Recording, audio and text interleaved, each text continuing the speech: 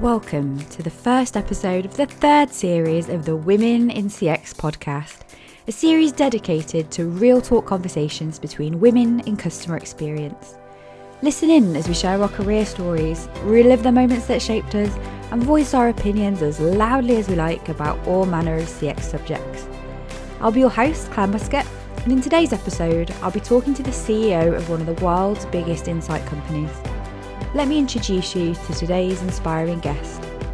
A graduate from the London School of Economics, our guest has worked in both consumer and business-to-business research for 22 years. Her interest in numbers and human behaviour led her into a career in insights, where she now enjoys helping brands interpret people's actions and leveraging that for growth. She's won numerous awards, championed research to help businesses better understand women as customers, and is a leading advocate of flexible working. Please welcome to the show CX sister Amy Cashman.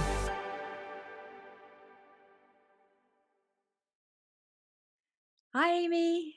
Hi Claire, lovely to be here. Oh, thank you so much for joining us. How are you today? Very well, thank you, very well. Impending holiday in a week's time, so excited Ooh. about that. Where are you going? Where are you going? Devon. Oh. That's very much on the green list, I believe, so Yeah, I all think good. I think we're safe to go there. So just to ease us in gently to this Mm. podcast, I thought I'd ask you an easy question, and that is just to tell us a little bit about yourself and your connection with customer experience. Yeah, so I run the Insights division of Kantar in the UK, which people may know from legacy brands like Millward Brown and TNS. So it's those teams now make up the Insights division, and we span all sorts of different things, including analytics and qualitative work. But we also have a very big CX practice, which is a really important part of what we do. And I have worked in CX research moons ago, actually, before I even had my family, and doing a lot of work in particular with retailers, which I loved. But obviously the CX landscape has moved on enormously since then. And since 2015, Kantar have partnered with Medallia. Since 2017, partnered with Qualtrics, and we have really strong global relationships with them now, and that's a very big part of what we do in CX. So I think we're the number one partner for Qualtrics globally, and number two for Medallia after Deloitte. So that's a really big part of our ecosystem, but also as well CX consulting and offering advice to brands around the platform programs that we deliver for them as well. Amazing. So yeah, I recently saw actually in the archives that Kantar has done so much consumer research about women in the past. I just wondered if there's any pieces of research or insights that have really stood out to you over that time. Yeah, I mean, to be fair, it's one of the things I'm proudest about being a Kantar person, actually, because I feel we really believe in inclusion and diversity, but we also put our money where our mouth is and invest in thought leadership and things like that, as you talked about. There was a piece of work I was involved with in 2017 called Winning Over Women, where we were looking at the way that female customers are underserved compared to male customers in the financial services sector. And as an example there, we identified £130 billion opportunity for savings and investments companies if they were to just improve women's engagement and confidence with the category. So we're able to put quite a nice hard number on the challenge that exists there for women customers. And another piece we did, which I was really excited about, was in 2018, we held an exhibition celebrating 100 years of women getting the vote. And what we did was we showed 100 years of advertising to women. We had an exhibition space in Soho, and we actually opened it up as a public exhibition as well for people to come along to, as well as client events. And we did a companion piece of research next to that, which really helped identify the fundamental difference in self-esteem between men and women. And we explored the role that brands can play in supporting or undermining that self-esteem as well. So we've done a lot of different pieces of work, and the thing we do now more in the CX, I suppose, space or EX space is our I&D index, which is something that a number of companies use now to assess how they're performing on key I&D metrics, and which we use ourselves to try and understand that for Kantar too. Just for anyone that doesn't know that acronym, what does IND stand for? Oh yeah, sorry, inclusion and diversity. So it's really looking at all the different aspects across a business of how inclusive and diverse it is, and what more a business may need to do to improve that. So just DNI the other way around. Indeed. Yes, It's a new exactly. one on me. I've not heard it phrased that way. And yeah, so just interested to pick a little bit more at that. So you talked about the reasons why women were being underserved in financial services. Just tell us a little bit more about that. Like, what were the characteristics that meant women were less confident with financial products? Yeah, so what we found was that in the sense of financial services, women tend to be quite we focused and Mm, men tend to be quite me focused. So women will think about the family finances mm, and they will think about other people's financial mm. situations. Men tend to think more about their individual financial position. And Interesting. to sort of demonstrate that, we did some very interesting social media analytics work looking at the different types of searches that men and women made in these categories. And you saw men very much searching for things around individual ISA allowances, individual pension limits, those sorts of more individual products. Mm, Women more searching for things to do with the family finances and the balancing of the everyday budget. right. Um, so there's something there around why that doesn't lead women then to think about their own, say, financial future, their own potentially financial independence, were they to not have a partner in the future. So there's a fundamental difference there. Mm, Um, and then there is just a general difference in confidence and engagement. mm, And we explored many different reasons about that. But one thing that we certainly did identify was that the way the language that's used to communicate in that category can be quite masculine, yeah, particularly in the investment part of the category. The imagery that can be used is very sort of quite yeah. male, quite assertive, particularly in that investment space. Mm, Um, and so we were exploring the way that women actually didn't feel communicated with, mm, and that people weren't really taking the effort to understand why women are different as customers yeah. in that particular category. So there was quite a number of different things at play. Interesting. And then leading on from that point, you talked about the role that brands can play in either upping women's confidence or undermining it. Do you have any more examples of that? Yeah, I mean, there's the classic examples like Dove, which I Mm, think everyone would hold up as a real sort of trailblazer in terms yeah. of the way they've tried to make their advertising more inclusive in the imagery they use. An example I like more recently actually is Sweaty Betty, who are an online and pretty upmarket in terms of price point Yeah. fashion, leisure fashion retailer. Yeah. I'm a But customer. I'm obsessed, but that's another story altogether. But if I look at what they did, I thought particularly over the pandemic, they really lent into their Instagram in terms of things like posting workouts every Friday to get different people involved. And they've really changed the types of models they use. They use people who are larger and smaller. They use people who are disabled and Yeah. able-bodied. They use people with all sorts of ethnic backgrounds. Um, Different age groups too, I noticed. yeah, exactly. And I think it's brands like that, because that particular category, leisure wear was one that was really, often, catwalk models are one thing, but the models that people use for like night Fitness leggings, models. those guys are athletes. They look incredible. And to the average person or average woman, that's just Mm. not attainable. So I think for me, that's a really nice recent example actually of that. Yeah, no, I love those examples. So, talking about brands, I Mm, know that Kantar's done some awesome research and content lately about British brands. yes. And I wanted to just ask you about a pillar called Experience Uniquely and the connection that you've made between delivering unique experiences and creating brand growth. Yeah, absolutely. So, obviously there's a very strong heritage in Kantar around brand. Millward Brown was at the absolute forefront of brand and advertising research for decades, and we have the Brand Z database. It's a very strong part of what we do. Mm. And what we'd observed over the last couple of years was that the global Brand Z Top 100 was having a declining number of British brands in it, to the point where last year there were just three. Wow. HSBC, Vodafone, and Dove. Yeah, exactly. And we were really worried that in the coming years there may even be none. And Mm, we're thinking, when the UK is such a center of advertising and marketing knowledge and excellence, mm, how can this be? And we didn't want to sort of sit on the sidelines pontificating about it. So we worked with the Marketing Society to come up with this concept of great British brands. And as you say, experience uniquely is a really critical part of that, because we genuinely believe at Kantar, you can say what you want about your brand. You can promise the earth. If you don't make the customer feel that when they're yes. experiencing the brand, you've set up a promise that is just not being fulfilled for the Yeah. customer. So that's something that we feel really strongly about, actually, the importance of it. Mm. And there's sort of 4 areas we think are really critical to deliver that. The first is really being able to meet the needs of the customer, but taking the step before that and understanding truly what the needs are, so Mm. that um, standing for something unique and different, Yeah. so actually taking a position that's different from others in the category, um, showing a genuine and authentic care for customers, which I think over the pandemic period has become Yeah. even more Mm. of an issue. And then the final part is really being able to deliver an experience on online, digital, mobile that is exceptional, and is not just at the category level, is better than the category level, is really leading the category.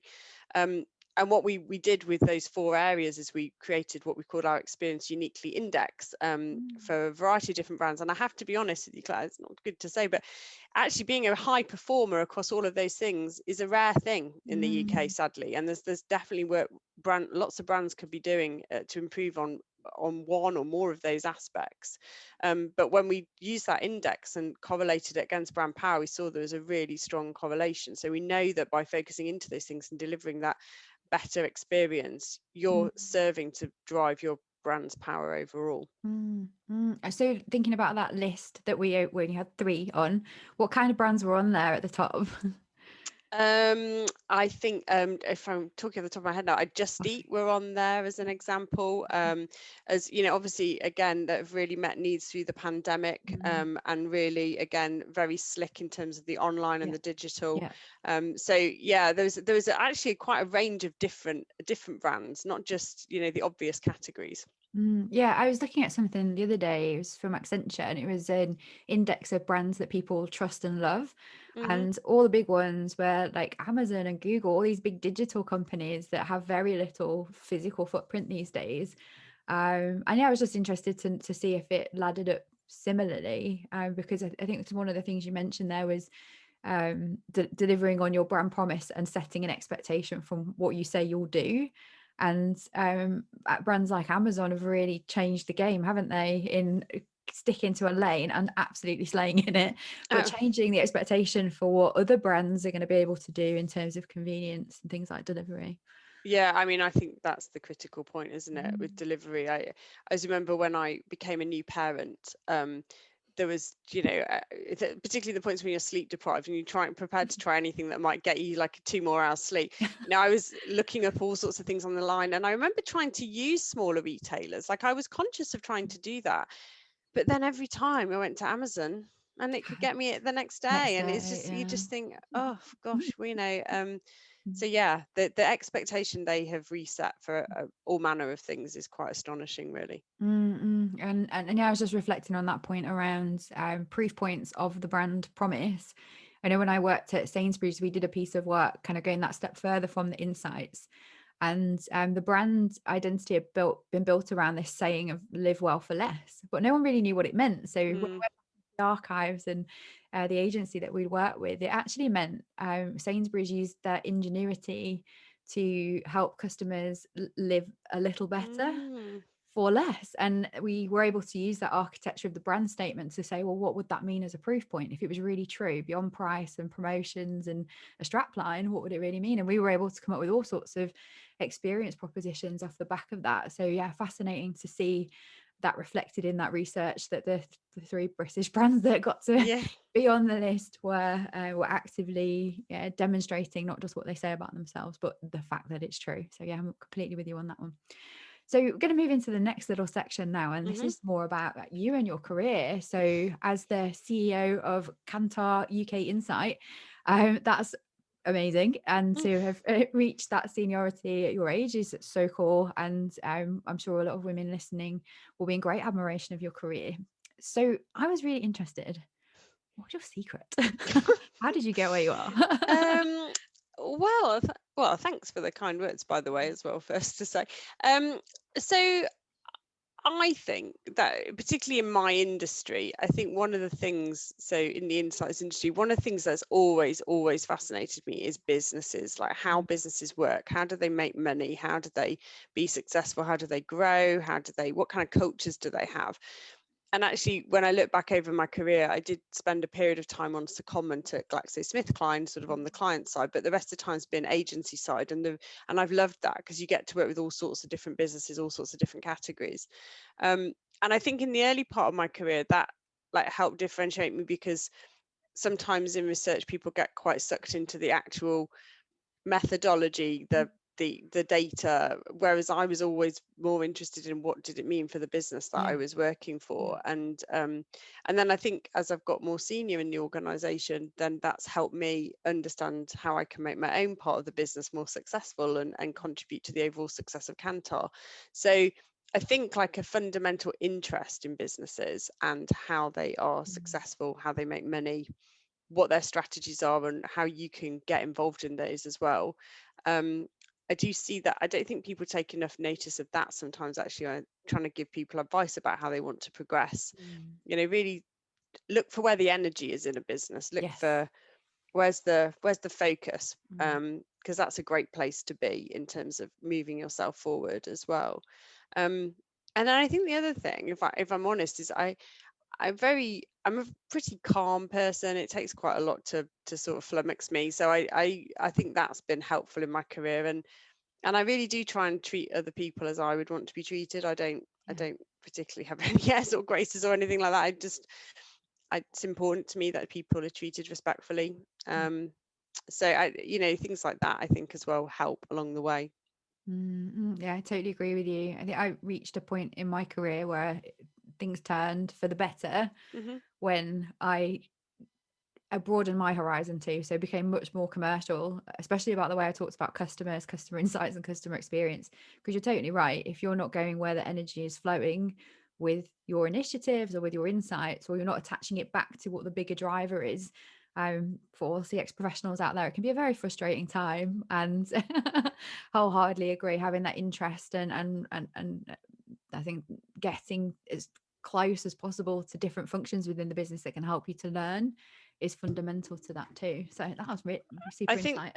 I think as well, Claire, you make such a good point, because frankly, to be blunt, which business The is no airs and graces, you promised us this. indeed, which business is going to say, oh no, customer experience isn't important? I mean, every business is going to say customer experience is important, but what matters is, do you get the return on that investment? Yeah. It's the right thing to say. Of course, everyone would say that, but it's exactly what you're saying. How do you prove that the measures you're taking as a customer experience professional are driving ROI for the business? That's actually what matters, Yeah. at the end of the day. Yeah, and stakeholders want you to show them how Yeah, the thing that you're putting forward will impact the yeah. key business levers and metrics. Totally agree, but it took me a long time to learn that, I think. Yeah, no, I don't. I mean, I don't think I came to it on day one either. I think it probably is something, you start your career, don't you? You've been in education and you start in a business. There's other things to learn that you don't realize about just business life generally. Mm.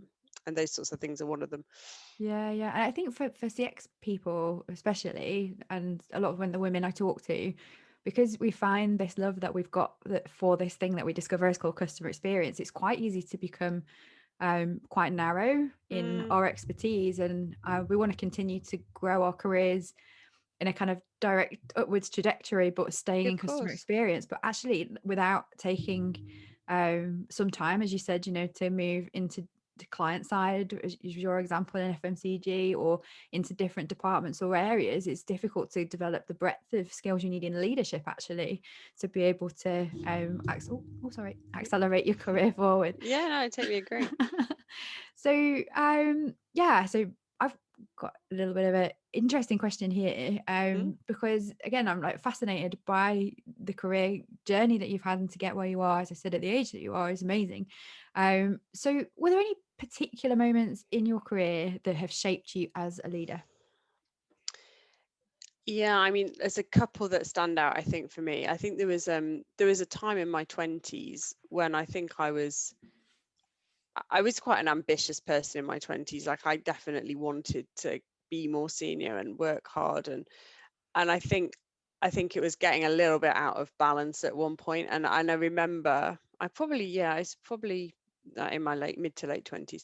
As somebody who I respect very much, a senior person in the organization, said to me, they made an observation. They said, "Oh, I think you're one of those people who live to work rather than work to live."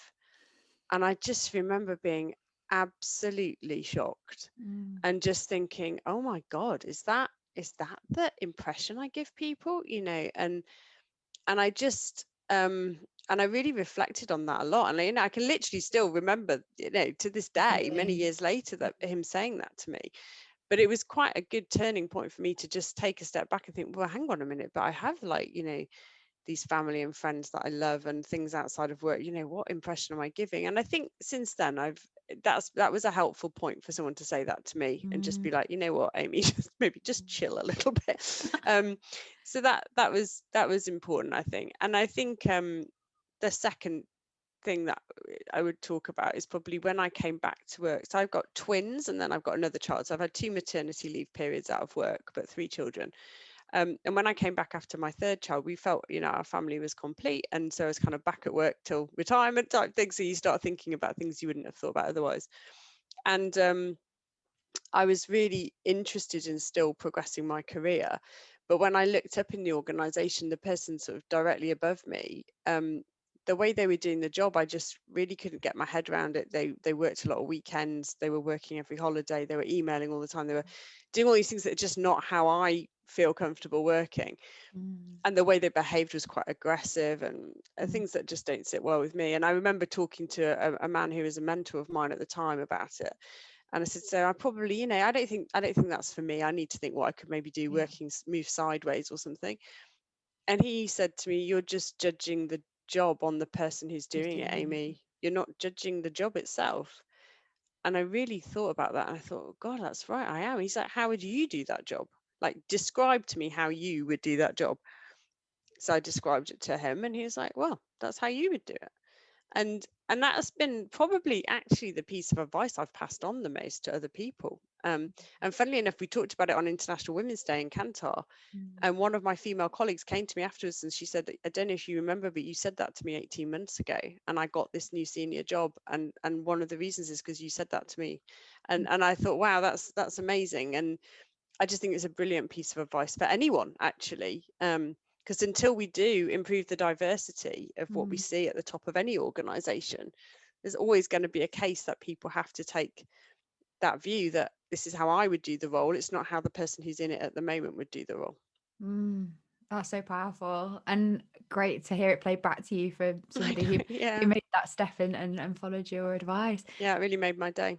Yeah, I think I'm just reflecting on a few things you said there again. Hmm. I'm thinking about being a very similar, graduate into your early 20s, into your mid 20s, with this ambition and drive that Hmm. does take over your life and you don't realize it. I know for me, I like gave up pretty much everything. I didn't have a relationship the whole time I was in corporate. I didn't go on like holidays. I was that person that you're talking about Hmm. who always was like attached to their BlackBerry, even if they were on holiday when Blackberries were a thing. I remember Uh, that. um, yeah, and like the pressure I think women feel under to like over deliver and over prove themselves sometimes, especially in organizations where that kind of environment exists, where the women have to work, well, as I say, as hard as the men, but behave in a way similar to men. You certainly mentioned like the aggressive kind of behaviors that you look up Mm, and see. And I remember thinking a similar thing, like who in the leadership team would I want to be? And there were very few women that I could think I'd want to have that life. So and they always seem to have to make a choice between things like family time or coming back from maternity leave. Like Sainsbury's were actually pretty good at that aspect of ensuring that women could have those hmm. opportunities and come back to work. But like there were women that I looked up to, and they just looked permanently exhausted. Mm, And we're always still in the office when we used to be in the office all the time. So this leads me to my next question, which hmm. is around as the leader of your organization Yeah, now, how have you created or how do you create environments where women can thrive, if especially if they want to have children? yeah. Oh gosh, I mean, there's lots of things that I think are important on that. And I think flexible working is critical. So when I came back to work after children, I really do believe that it's only because I was allowed to have flexible working Mm. um, that I stayed working. I do honestly believe if I'd have been forced to choose then between like either a full-time job or being at home, I would have chosen being at home, because I just think on balance that's what would have worked for me. So flexible working, I think, is absolutely critical.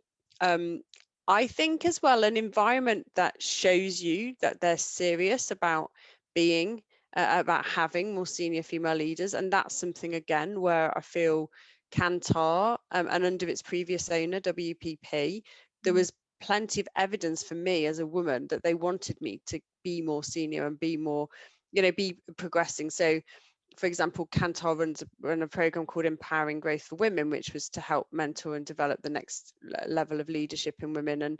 And WPP ran a course called Propeller, which was a fantastic course run across WPP to help, female progression as well. So I think that kind of evidence as well, you want to see. It's all very well for a company to talk about it, but you need to see them doing it.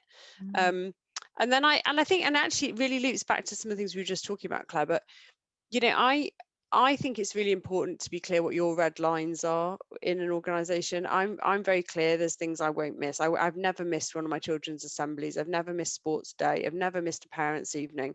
I just won't miss stuff like that. And I've had occasions where it's clashed with an important meeting, and I've explained why. And I think this is to your point about, what you see at the top of an organization. I've consciously chosen to explain I'm not at that meeting because I'm at a school assembly. I haven't tried to hide it and say I've got a medical appointment or anything like that, because that's how you get the message that that is okay and that is normal. And that's not always felt comfortable, to be truthful. I've come to that, I would say, over like a period of time. It wasn't something I would have done straight away when I got back from maternity leave, but I hope by doing things like that, it just makes it normal to people. And you know what I think is really important to say, it's not just about women, this sort of thing either. I Parents. remember exactly. I remember a few years ago, we had a very important day in the business, and it happened to fall on the same day as my son's birthday. And his birthday's in April, so I can always have it off because it's Easter holidays, so I can always have the time off with him. And I said, I'm really sorry, I'm not in this day because of my son's birthday. And I got an email from a male colleague saying how much he'd appreciated hearing me say that, and that he'd been thinking he wouldn't take his daughter's 16th birthday off because he was too busy, but now he'd decided he would. And again, people need to see it and they need to hear it for it to become normal. So I think it's about those characteristics in an organization too, not just saying it's okay, but demonstrating it's okay, I think. Yeah, I think that's definitely been the theme of this podcast, hasn't it? Whether it's a brand outward facing to customers, Yes, that's a yes. brand. It's not just about saying these things or having policies, I guess, on the internal side about diversity and inclusion, or from a customer perspective saying we performatively support things like pride. It's about actively seeing leaders within the organization demonstrating the behaviors that reflect what you're saying. Yeah. And as a place to work, I agree with you, it's so powerful. And I love the examples you gave. And I remember when Chloe came on the podcast, she was talking about the example you'd set for her and how it made her being a working mother or working parent easy for her too. So Yeah, and she's a great example herself of somebody, who's got lots of talent and ambition and balancing a family as well. So yeah. Yeah. Oh, it's really great to hear. So I've really enjoyed talking to you today, but I thought I'd just ask one final question, Of and that course. is, what piece of advice would you give to aspiring leaders from women in CX? I would, what, I would go back to the sort of being authentic point, because what you have to remember is that if everybody was always behaving in the way they thought leadership positions behaved, then nothing ever changes and it all just stays the same. Yeah. So even if it feels a bit scary sometimes, just be yourself, like lean into who you are and don't feel you have to change to be successful. There's so many skills that different types of people, and I don't just include women in that, people from different ethnic backgrounds who aren't represented well in senior leadership positions either, bring all sorts of different skills which are so valuable. So that's my main thing, I would say, actually.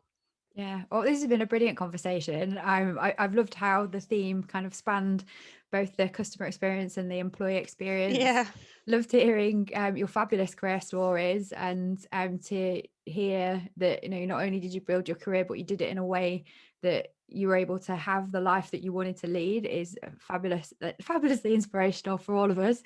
And yeah, just like to say thank you so much for sharing your insights, especially about those red lines and knowing what your red lines are.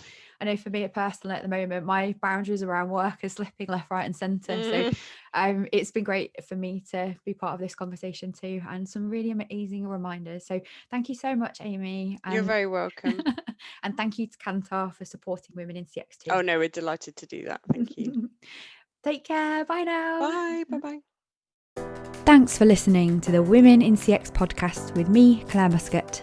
If you enjoyed the show, please drop us a like, subscribe and leave a review on whichever platform you're listening or watching on. And if you want to know more, please join us at womenincx.community and follow the Women in CX page on LinkedIn. Join us again next week where I'll be talking about the future of retail with a woman who started her own e-commerce business during the dot-com boom, was awarded an MBE for her services to fashion, and went on to hold several leadership roles at some of the UK's largest retailers. See you all next week.